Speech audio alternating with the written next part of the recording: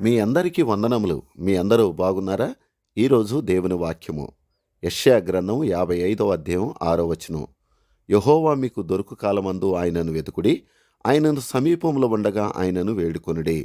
ఇక్కడ దేవుని వాక్యము ప్రవచనాత్మకంగా చెప్పబడినటువంటి వాక్యము.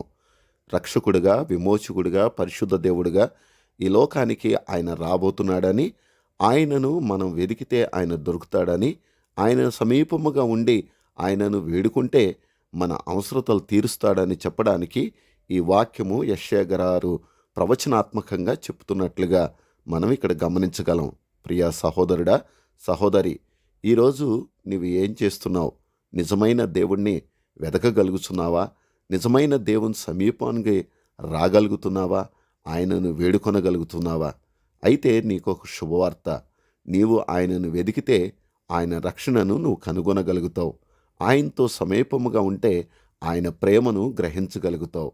అలాగే ఆయనను వేడుకుంటే నీ అవసరతలు కూడా తీర్చబడి ఈ లోకములో విలువలు కలిగిన జీవితాన్ని, విలువలు కలిగిన బ్రతుకును బ్రతకగలుగుతావు. అలాంటి స్థితిలో నీవును నీ కుటుంబమును ఉండాలని దేవుని సేవకుడిగా కోరుకుంటూ ఈ మాటలు ముగిస్తున్నా. దేవుడు మిమ్మలను దీవించునుగాక. ఆమెన్.